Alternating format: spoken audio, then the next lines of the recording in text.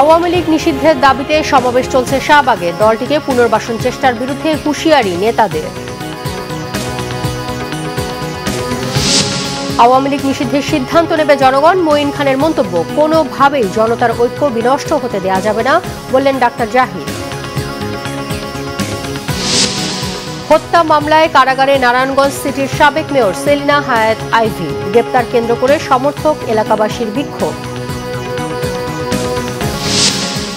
ভারত পাকিস্তান সীমান্তে গোলাগুলি অব্যাহত। হামলা পাল্টা হামলার প্রভাব দুদেশের জনজীবনে। পিএসএল এর পর স্থগিত হল আইপিএল। দেখছিলেন ক্রাউন সিমেন্ট সংবাদ শিরোনাম। আওয়ামী লীগ নিষিদ্ধের দাবিতে প্রধান উপদেষ্টা সরকারি বাসভবন যমুনার সামনে জাতীয় নাগরিক পার্টি এনসিপির অবস্থান কর্মসূচি শেষে শুরু হয়েছে বড় জমায়েত। সরকারের সিদ্ধান্ত জানার আগ পর্যন্ত কর্মসূচি অব্যাহত রাখার ঘোষণা দিয়েছেন দলটির আহ্বায়ক নাহিদ ইসলাম। জামায়াতে ইসলামী, ছাত্র শিবির ও এবি পার্টির নেতাকর্মীরাও যোগ দিয়েছেন। মিরাজ হোসেন গাজীকে সাথে নিয়ে বিস্তারিত জানাচ্ছেন জিয়া খান। আওয়ামী লীগ নিষিদ্ধের দাবিতে চলমান জাতীয় নাগরিক পার্টি এনসিপির বিক্ষোভ কর্মসূচি। বড় জমায়েতে অংশ নিতে সব শ্রেণী পেশার মানুষকে আহ্বান জানান দলটির কেন্দ্রীয় নেতারা। প্রধান উপদেষ্টার বাসভবনের সামনে অবস্থান নিয়ে স্লোগানে তাদের দাবি আওয়ামী লীগ নিষিদ্ধ করতে হবে। রাজপথ থেকেই দাবিটির সমাধান চান তারা। বাংলার মাটিতে ওই মুজিববাদ আর শেখ হাসিনার রাজনীতি করতে দেবে না। পর্যন্ত আমি আমার দল আপনাদের সাথে অবস্থান নিচ্ছি। কোন দলীয় ক্রেডিট চাই না। আবার ওই ঐক্য হবে, ছাত্র জনতার ঐক্য হবে। এই সুশীল কথা দিয়া আমাদেরকে প্রতিরোধ করা যাবে না। শেখ হাসিনা সরকারের পতনের 9 মাসে আওয়ামী লীগকে নিষিদ্ধ না করার পেছনে সরকারের দুর্বলতাকে দায়ী করেন তারা। আওয়ামী লীগের এখন পর্যন্ত বিচার হয় নাই, আর আমরা এখন পর্যন্ত ব্যথা বুকে নিয়ে এখন পর্যন্ত আছি।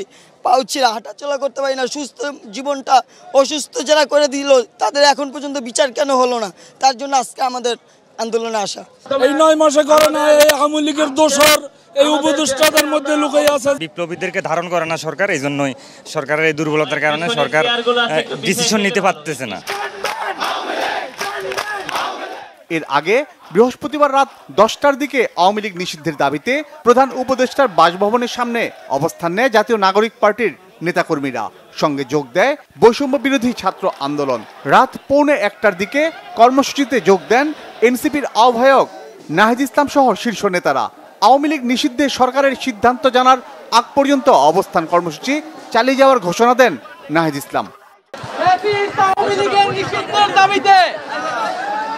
এবং আমরা বলেছি আওয়ামী লীগকে নিষিদ্ধ না করে আমরা এই মাঠ ছাড়ব না।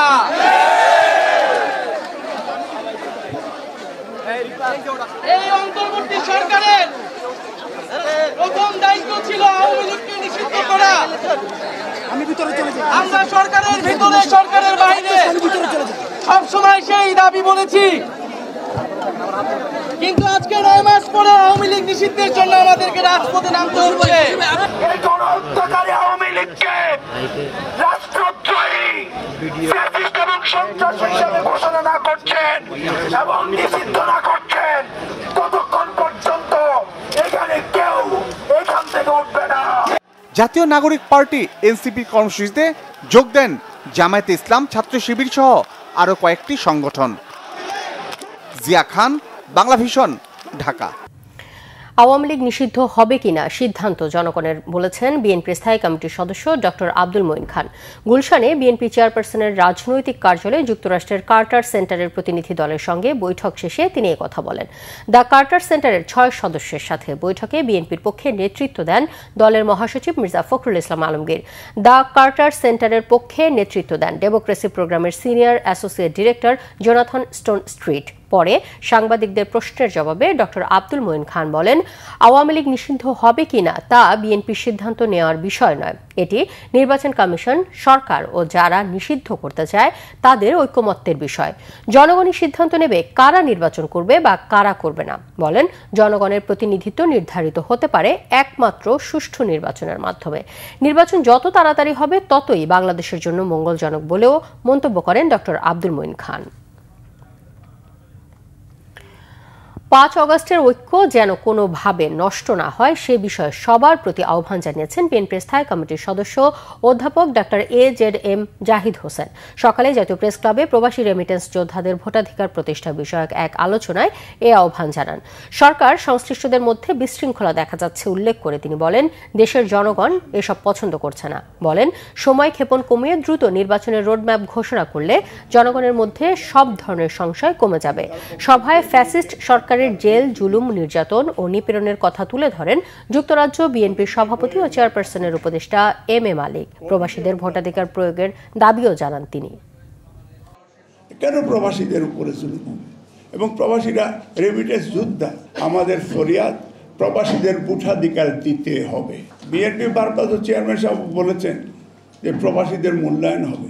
ইভেন এই দেশের পার্লামেন্টেও প্রবাসীদের প্রতিনিধিত্ব দিতে হবে। গণতন্ত্র পুনরুদ্ধারের এখনো বিরাট লম্বা কার্যক্রম আমাদের হাতে রয়ে গেছে, যেটা এখন ডক্টর মোহাম্মদ ইউনূস স্যারের নেতৃত্বে যে অন্তর্বর্তীকালীন সরকার, তাদের দায়িত্ব হচ্ছে যত দ্রুততার সঙ্গে জনগণের অধিকার জনগণকে ফেরত দেওয়ার ব্যবস্থা করা এবং জনগণ নির্ধারণ করবে আগামী দিনে কাদেরকে তারা তাদের সেবা করার দায়িত্ব দিবে, সেই সুযোগ সৃষ্টি করে দেওয়া। নারায়ণগঞ্জ সিটি কর্পোরেশনের সাবেক মেয়র ডাক্তার সেলিনা হায়াত আইভিকে কারাগারে পাঠানোর আদেশ দিয়েছে আদালত। পরবর্তী শুনানির দিন ধার্য করা হয়েছে আগামী 26 মে। ভোরে নিজ বাসা থেকে তাকে গ্রেপ্তার করা হয় সিটির সাবেক মেয়র ডাক্তার আইভিকে। বৈষম্য বিরোধী ছাত্র আন্দোলনের একটি হত্যা মামলায় তাকে গ্রেপ্তার দেখিয়েছে পুলিশ। নারায়ণগঞ্জ প্রতিনিধি আফজাল হোসেন পন্টির পাঠানো তথ্যচিত্রে ডেস্ক রিপোর্ট। হত্যা মামলায় গ্রেপ্তার করা হয়েছে নারায়ণগঞ্জ সিটি কর্পোরেশনের সাবেক মেয়র ডাক্তার সেলিনা হায়াত আইভিকে। নগরীর দেওভোগ এলাকায় অবস্থিত চুনকাকুটির থেকে শুক্রবার ভোর 6টার দিকে তাকে গ্রেপ্তার করে পুলিশ। জুলাই আগস্টে ছাত্র জনতার আন্দোলনের সময় সিদ্ধিরগঞ্জের মিনারুল হত্যা মামলায় শুক্রবার সকাল 10টায় সাবেক মেয়র আইভিকে হাজির করা হয় সিনিয়র জুডিশিয়াল ম্যাজিস্ট্রেট 1-এর বিচারক মোহাম্মদ মাইনুদ্দিন কাদিরের আদালতে। শুনানি শেষে বিচারক তাকে কারাগারে পাঠানোর আদেশ দেন। তার বিরুদ্ধে হত্যা ও বিস্ফোরক সহ মোট 5টি মামলা রয়েছে বলে জানিয়েছেন পুলিশের এই কর্মকর্তা। এটা মিনারুল হত্যা মামলার সাথে বিস্ফোরক আইন আছে। এই মামলায় নারায়ণগঞ্জের সিটি কর্পোরেশনের সাবেক মেয়র সেলিনা হায়াত আইভিকে গ্রেপ্তার করছে। আইনের আবেদনের প্রেক্ষিতে আদালতে তোলা হয় এবং বিজ্ঞ আদালত জনাব মাইনুদ্দিন কাদের স্যার, বিজ্ঞ সিনিয়র জুডিশিয়াল ম্যাজিস্ট্রেট, তাকে জেল হাজতে প্রেরণের নির্দেশ দেন। এর আগে বৃহস্পতিবার রাত 11:30টা থেকে সাবেক এই মেয়রের বাড়ির সামনে অবস্থান নেয় পুলিশ। খবর পেয়ে বাড়ির বাইরে অবস্থান নেয় ডাক্তার আইভির সমর্থক ও এলাকাবাসী। পরে কয়েকটি জায়গায় ব্যারিকেড দিয়ে সড়ক অবরোধ করে বিক্ষোভ সহ বাড়ির চারপাশ ঘিরে রাখেন তারা। বড় বড় রাগব বল যারা যায় প্রশাসনের কাছে ছুটে চলে যেতেছে, এগো ধরেন নাকে। ছাত্র আন্দোলনের সময় আপুয়ে আসা যাওয়া করে নাই, কারণ কি লাগে বারো নাই। গ্রেপ্তারের সময় সেলিনা হায়াত আইভি সাংবাদিকদের কাছে অভিযোগ করেন, পুলিশ গ্রেপ্তারি পরোয়ানা না দেখিয়ে তাকে ধরে নিয়ে যাচ্ছে। আমি কি কোনো জুলুমবাজ? আমি কি হত্যা করেছি? আমি কি চাঁদাবাজি করেছি? আমি কি নারায়ণগঞ্জ শহরে এমন কোনো রেকর্ড আমার আছে যে আমি কোনোদিন কোনো বিরোধী দলকে আঘাত করেছি? তাহলে কিসের জন্য, কি কারণে, কোন ষড়যন্ত্রের কারণে, কার স্বার্থে আমাকে অ্যারেস্ট করা হলো? আমিও প্রশাসনের কাছে জানতে চাই। বর্তমান যারা সরকার আছেন সাম্যের কথা বলেছেন, বৈষম্যের বিরুদ্ধে আপনারা আন্দোলন করেছেন, সরকার হটিয়ে নতুন সরকার এসেছেন, তাহলে কি এই বৈষম্য? তাহলে অনেস্ট রাজনীতির সততার বিষয়ে মূল্যায়ন। আমি তো বাড়িতেই ছিলাম, আমি তো পালাই নেই, তাহলে এইভাবে আমাকে অ্যারেস্ট করতে হলো কেন? পুলিশ জানিয়েছে বৈষম্য বিরোধী আন্দোলনের সময় নারায়ণগঞ্জে হত্যা ও হত্যার চেষ্টা সহ 5টি মামলায় আসামি করা হয়েছে সেলিনা হায়াত আইভিকে। সাবেক সিটি কর্পোরেশন মেয়র আইবির রহমান, তার বাসায় আমরা অভিযান চালাই এবং ভোরবেলা তাকে গ্রেপ্তার করতে সক্ষম হই। তার নামে সিদ্ধিরগঞ্জ থানায় 3টি হত্যা মামলা এবং ফুতুল্লা থানায় একটি আদালত শিক্ষা মামলা রুজু আছে। আমরা সিদ্ধিরগঞ্জ থানায় একটি হত্যা মামলা তাকে গ্রেপ্তার দেখিয়েছি। 5 আগস্ট আওয়ামী লীগ সরকারের পতন হলে সিটি কর্পোরেশনের মেয়র পদ বিলুপ্ত করার পর থেকেই নিজ বাড়িতে অবস্থান করছিলেন Selina Hayat Ivy. Bangla Vision news desk. দর্শক, রাজধানীর শাহবাগে ইন্টারকন্টিনেন্টাল হোটেলের পাশের সড়কে চলছে জাতীয় নাগরিক পার্টির সমাবেশ। সেখানে রয়েছেন সহকর্মী নাবিল জাহাঙ্গীর, সরাসরি যুক্ত হচ্ছে তার সঙ্গে। জাহাঙ্গীর, এনসিপির অবস্থান কর্মসূচির এখনকার চিত্র আমাদের জানাবেন।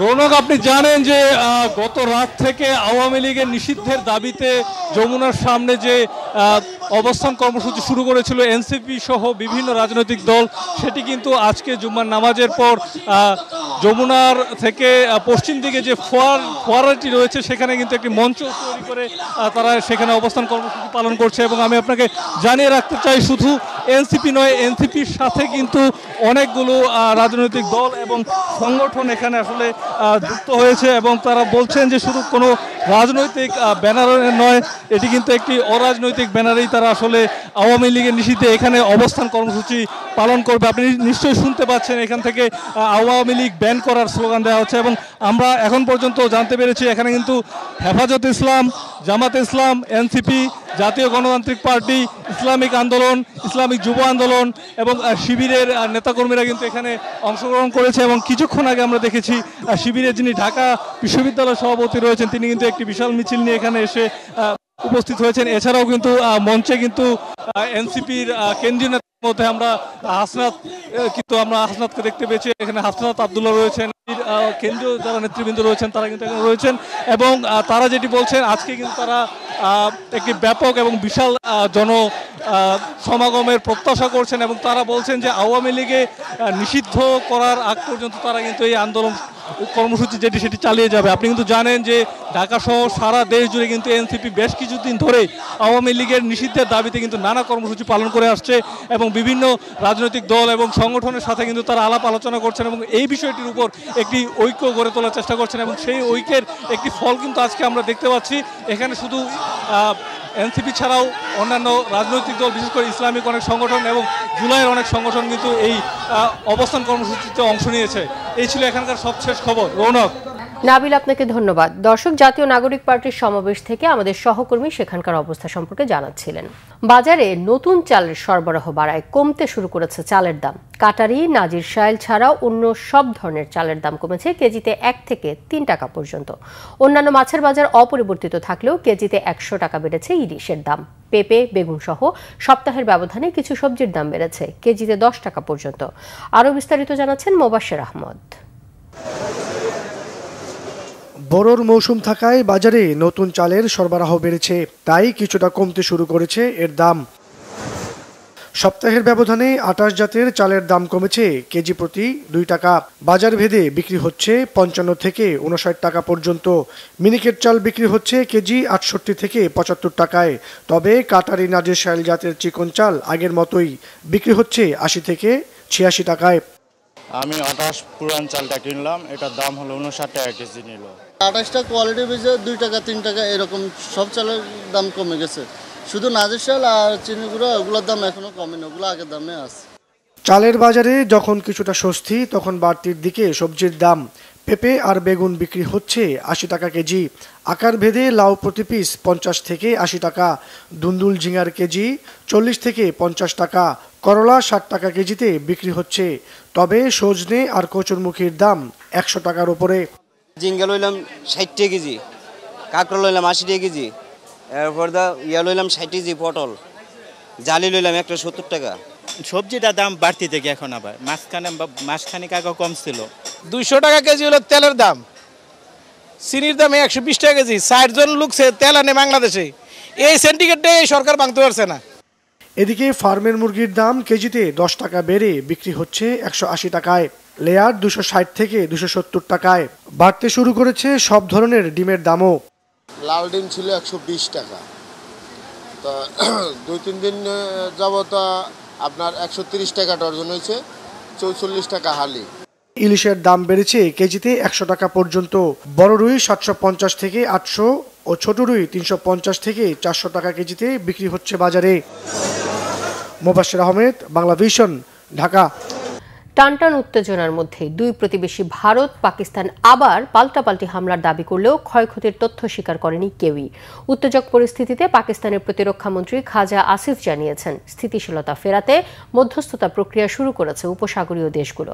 বৃহস্পতিবার জম্মু কাশ্মীরের নিয়ন্ত্রণ রেখায় টানা 15তম দিনের মতো গোলাগুলি করেছে দুই দেশের সীমান্তরক্ষীরা। ভারতের অন্তত 50 সেনা হত্যার গুঞ্জন ছড়ালেও শতভাগ নিশ্চিত করেনি কোনো পক্ষ। এদিন রাতে প্রচণ্ড বিস্ফোরণের শব্দ শোনা গেছে ভারত নিয়ন্ত্রিত কাশ্মীরে। ব্ল্যাকআউট হয়ে যায় ভারতের কুপওয়ারা, পাঠানকোট, গুরুদাসপুর সহ একাধিক শহর। ভারতের তরফ থেকে শত্রু রাষ্ট্র থেকে ছোড়া মিসাইল ভূপাতিতের দাবি করা হয়েছে হলেও অস্বীকার করেছে পাকিস্তান। এছাড়া পাকিস্তানের একটি F-16 যুদ্ধবিমান ভূপাতিত করার দাবিও অস্বীকার করে বলা হয়েছে এমন বিমান হাতে থাকলেও ব্যবহারের অনুমতি দেয়নি যুক্তরাষ্ট্র। এমন অবস্থায় পাল্টাপাল্টি হামলা বন্ধে বিশ্ব নেতাদের আহ্বান আলোর মুখ দেখতে শুরু করেছে। পাকিস্তানের প্রতিরক্ষা মন্ত্রী খাজা আসিফ জানিয়েছেন আরব উপসাগরের কয়েকটি দেশের শীর্ষ নেতারা মধ্যস্থতা প্রক্রিয়া শুরু করেছেন।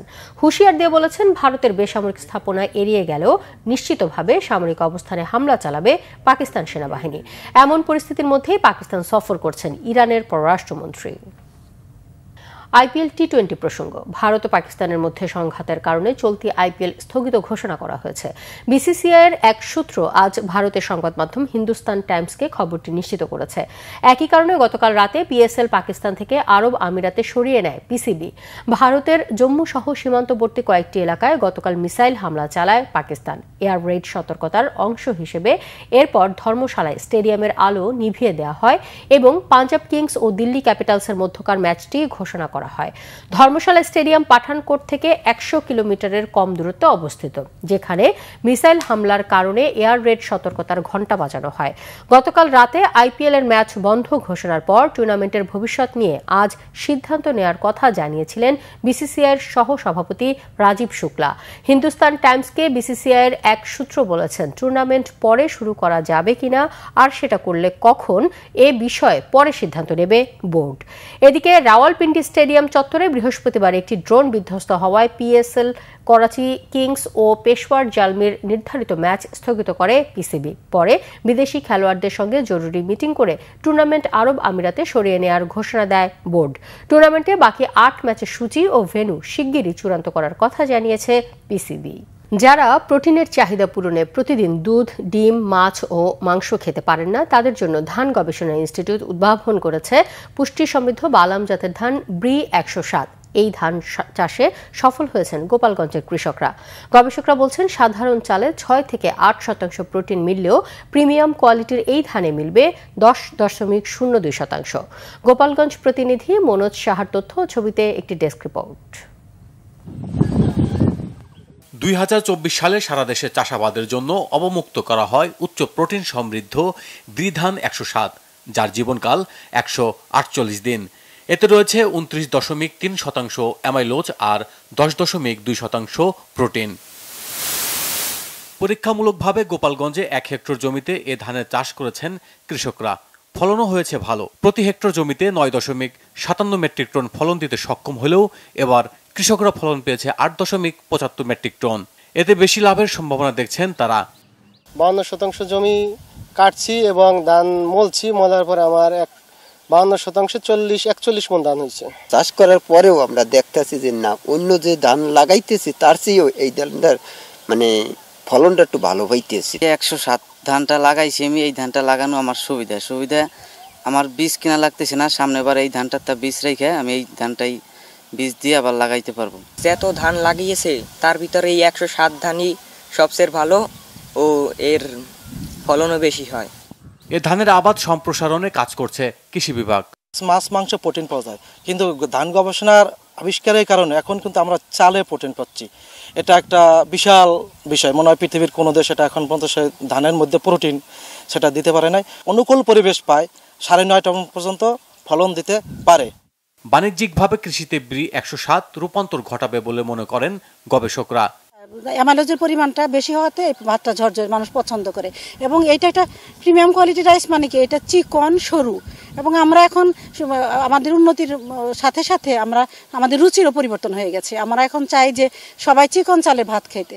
খাদ্যে স্বয়ংসম্পূর্ণ হলেও দেশের বিশাল জনগোষ্ঠীর জন্য প্রোটিন যোগানোর পাশাপাশি কৃষিক্ষেত্রে নতুন বিপ্লব ঘটবে বলে আশা সংশ্লিষ্টদের। Bangla Vision news desk. সংবাদ শেষ করব ক্রাউন সিমেন্ট শিরোনামগুলো আরেকবার জানিয়ে। আওয়ামী লীগ নিষিদ্ধের দাবিতে সমাবেশ চলছে শাহবাগে। দলটিকে পুনর্বাসন চেষ্টার বিরুদ্ধে হুঁশিয়ারি নেতাদের।